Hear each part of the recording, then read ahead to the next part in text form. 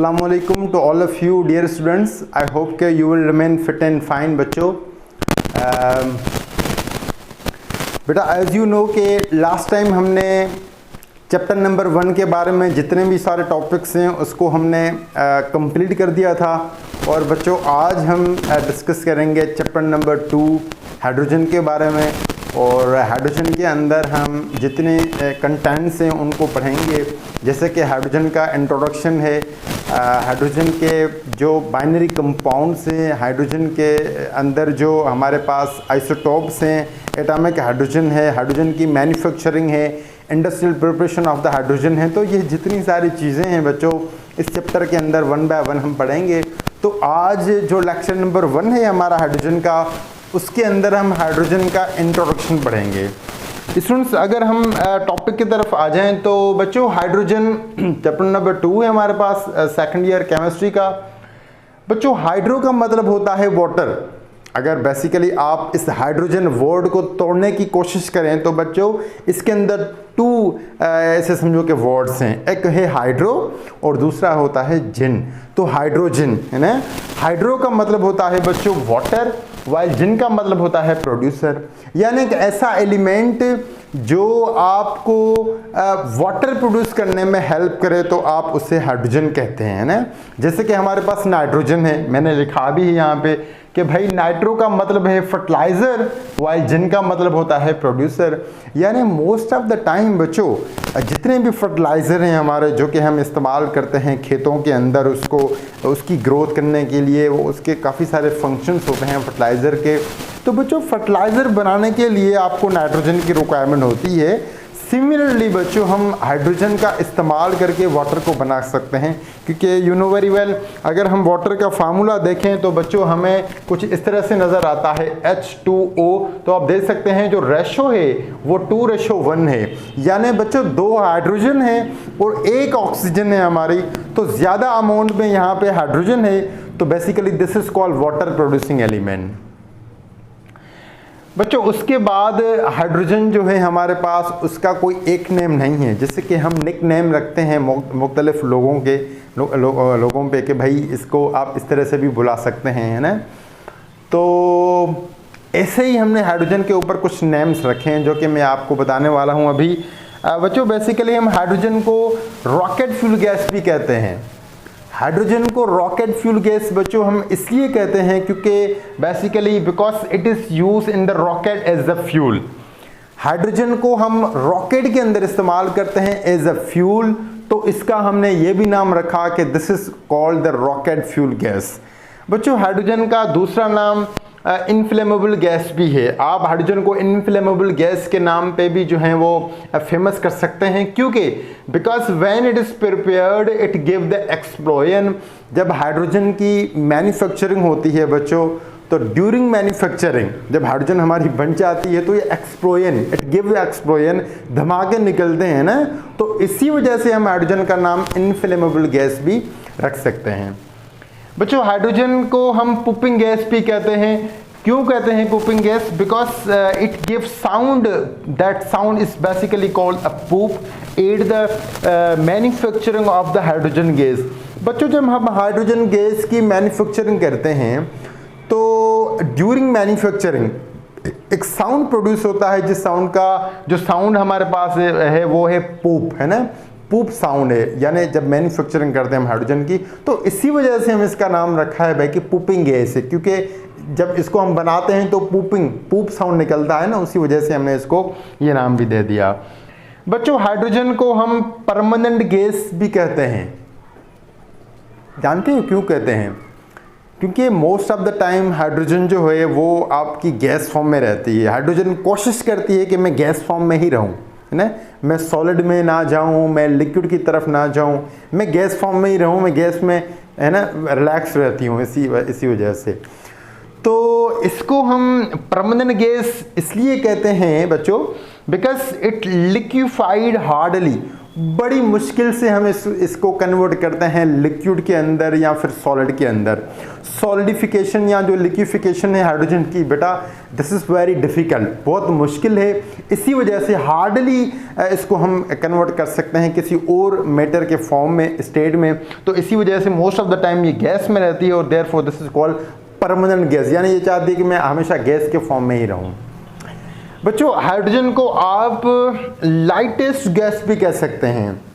Do you know कि hydrogen को हम लाइटेस्ट गैस क्यों कहें? बेटा क्योंकि हाइड्रोजन का जो मास है वो बहुत कम है, लाइटेस्ट इन मास है। और दूसरा इसका पहलू ये भी है कि जब हाइड्रोजन की मैन्युफैक्चरिंग हम करते हैं तो during manufacturing hydrogen expand quickly, जल्दी से हवा में फैल जाती है। तो ये ज़ाहिर है हल्की चीज़ जो होगी बेटा वो अल्टीमेटली हमारी जो एयर है, जो इन्वायरमेंट है उसके अंदर ज़्यादातर फैलने की जो है ना एबिलिटी रखती है। तो therefore this is basically called what है लाइटेस्ट गैस। बेटा ये सारी चीज़ें तो हाइड्रोजन के, जैसे मैंने आपको बताया कि निक नेम्स हैं या इन नेम्स के थ्रू भी आप हाइड्रोजन को जो है ना वो ऐसे समझो कि फेमस कर सकते हैं। तो हाइड्रोजन का कुछ और इंट्रोडक्शन भी है। पर्सनल इंट्रोडक्शन की तरफ हम अगर आ जाएं कि हाइड्रोजन की सिंबल क्या है, उसका जो एटॉमिक नंबर, एटॉमिक मास है, ये सारी बेसिक जो चीज़ें हैं, क्योंकि बेसिक आपको पढ़नी पड़ेगी, तो उसकी तरफ हम आने लगते हैं। बेटा देखो इंट्रोडक्शन ऑफ द हाइड्रोजन के अंदर हम अगर बात करें बेटा तो आप देख सकते हैं कि बेटा जो सिंबल है हाइड्रोजन की वो H है। यानी जो अगर हम हाइड्रोजन की सिंबल की बात करें, जैसे बेटा सोडियम की सिंबल Na है, कैल्शियम की सिंबल Ca है, मैग्नीशियम की सिंबल Mg है बेटा। उसके बाद जो है वो जो जिंक है उसकी सिंबल Zn है। तो सिमिलरली हाइड्रोजन की जो सिंबल है बेटा वो H है। और जो हाइड्रोजन का मॉलिक्यूलर फॉर्मूला होता है बेटा, एक होता है एटॉमिक है ना फॉर्म ऑफ द हाइड्रोजन, दूसरा होता है molecular form of the hydrogen. तो ये H2 जो है इससे आप कह सकते हैं this is a molecular form of the hydrogen. While जो खाली हाइड्रोजन नज़र आ रही है आपको बेटा, this is basically atomic form of the hydrogen. ये मैं आपको आगे फॉर्म पढ़ाऊंगा, nation hydrogen, atomic hydrogen, molecular hydrogen, ये सारी चीज़ें इंशाल्लाह मैं आपको डिटेल से बताने वाला हूँ। बेटा एटॉमिक नंबर की अगर हम बात करें कि हाइड्रोजन का जो एटॉमिक नंबर है बच्चों वो 1 है। वाई एटॉमिक मास की बात करें स्टूडेंट्स तो वो एटॉमिक मास 1 भी हो सकता है, 2 भी और 3 भी। ये डिपेंड करता है कि आपके पास आइसोटोप कौन सा है। देखिए बेटा अगर आपके पास आइसोटोप प्रोटियम है तो फिर आपके पास जो हाइड्रोजन है उसका एटॉमिक मास 1 होगा। अगर एटॉमिक मास 2 है किसी हाइड्रोजन का तो वो ड्यूट्रियम है। अगर एटॉमिक मास 3 है हाइड्रोजन का बच्चों तो वो आपके पास ट्राइट्रियम है। तो ये बेसिकली आइसोटोप हैं जो कि हम इस चैप्टर के एंडिंग में हमारा टॉपिक आएगा उसके अंदर हम ये चीज़ें पढ़ेंगे। तो हाइड्रोजन का मास 1 भी हो सकता है, 2 भी हो सकता है, 3 भी हो सकता है। वाइल हाइड्रोजन का जो एटॉमिक नंबर है बच्चों that will be remain only 1, है ना। शाबाश। उसके बाद बच्चों लिक्विफाइड जो हाइड्रोजन को हम जब करेंगे तो वो हमारे यहाँ जो टेम्परेचर रिक्वायर्ड है वो कितना होना चाहिए बेटा -252 डिग्री सेंटीग्रेड। वाइल हम हाइड्रोजन को सॉलिडिफाई करेंगे एट -259 डिग्री सेंटीग्रेड पे। देखो बेटा ये जो टेम्परेचर आपको मैं बता रहा हूँ इस पे आप हाइड्रोजन को लिक्विड के अंदर कन्वर्ट कर सकते हैं या फिर सॉलिड के अंदर कन्वर्ट कर सकते हैं। वैसे हालांकि थोड़ा सा मुश्किल ज़रूर है मगर हम पॉसिबल तो है ना बेटा, इम्पॉसिबल नहीं है, मुश्किल है लेकिन पॉसिबल है ना। Very good. उसके बाद बेटा अगर हम बात करें इलेक्ट्रोनेगेटिविटी के बारे में तो बेटा वो 2.1 इलेक्ट्रोनेगेटिविटी है आपके हाइड्रोजन की। इस में आपको एक बात बताने वाला हूँ अभी कि अगर आपसे कोई पूछे कि हाईएस्ट इलेक्ट्रोनेगेटिव एलिमेंट कौन सा है हमारे पूरी प्रोडक्ट टेबल के अंदर तो वो फ्लोरीन है। जानते हो उसकी इलेक्ट्रोनेगेटिविटी कितनी है? That is 4.0। और उसके बाद जो है वो हमारे पास ऑक्सीजन है 3.5। क्लोरीन की जो इलेक्ट्रोनेगेटिविटी है वो है 3.0 आई थिंक सो। इसको थोड़ा सा देखना बेटा, आई थिंक सो हाँ 3.0 ही होगी। जबकि हाइड्रोजन की जो इलेक्ट्रोनेगेटिविटी है बच्चों वो कितनी है, 2.1 है। आयोनाइजेशन पोटेंशियल के मैंने यहाँ पे जो यूनिट है वो मेंशन नहीं किया हुआ, मगर आपको ये मैं बता रहा हूँ अभी कि इलेक्ट्रॉन वोल्ट भी है, किलो जूल पर मोल भी है, तो ये सारे यूनिट्स आप इंशाल्लाह आगे पढ़ेंगे। तो वो है 13.5।